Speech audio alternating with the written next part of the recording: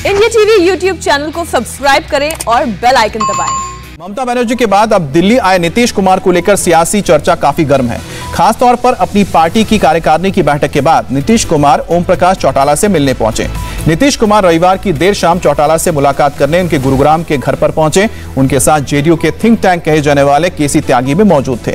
दोनों की मुलाकात ऐसे वक्त हो रही है जब देश में एंटी मोदी फ्रंट बनाने की कवायद तेज हो रही है। खुद इंडियन नेशनल लोकदल के अध्यक्ष ओम प्रकाश चौटाला भी तीसरे मोर्चे की वकालत कर चुके हैं। अब अटकलें यह है कि क्या ओम प्रकाश चौटाला की पहल में कहीं नीतीश कुमार तो भागीदार बनने नहीं जा रहे हैं। हालांकि नीतीश कुमार ने ऐसी किसी भी संभावना से इनकार किया है।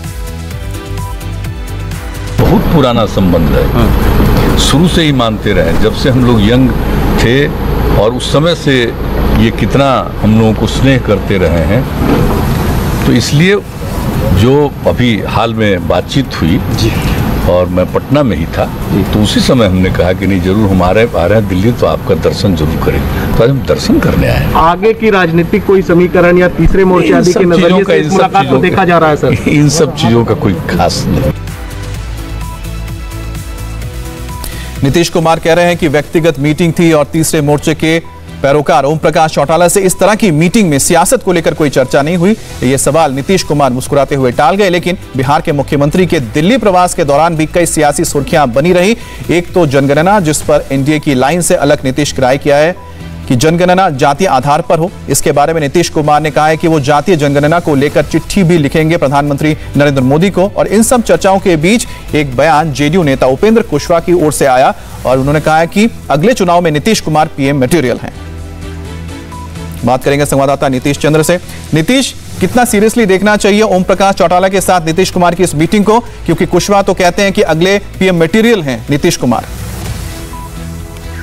देखिए, जेडीयू की तरफ से जरूर ये बातें कही गई हैं कि इसका कोई राजनीतिक मतलब नहीं निकाला जाना चाहिए। बहुत पुराने संबंध हैं और ये सही भी है कि देवीलाल के समय से नीतीश कुमार का रिश्ता रहा है चौटाला परिवार से।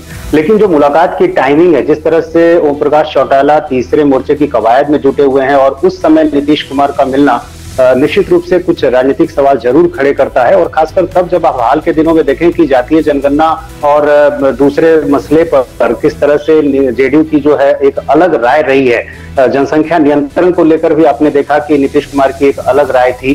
तो निश्चित रूप से ये सवाल जरूर उठेंगे। लेकिन ये भी सही है कि बिहार में जो वर्तमान राजनीतिक हालात हैं, जिस तरह से बीजेपी के सहयोग से नीतीश कुमार मुख्यमंत्री हैं और अभी इस चुनाव को सिर्फ 1 साल हुआ है, तो ऐसी स्थिति में नीतीश कुमार इस तरह का कोई राजनीतिक प्रयोग शायद न करना चाहें। लेकिन जो मुलाकात की टाइमिंग है और फ्रेंडशिप डे के दिन जो मुलाकात हुई है, अभी देखना है कि आने वाले समय में क्या इसमें कोई फ्रेंडशिप नजर भी आता है या नहीं आता।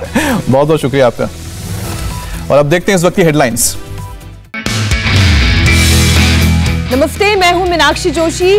वीडियो और खबरों से अपडेट रहने के लिए India TV YouTube channel subscribe करें, बेल आइकन दबाना ना भूलें। जुड़े रहें इंडिया टीवी के साथ।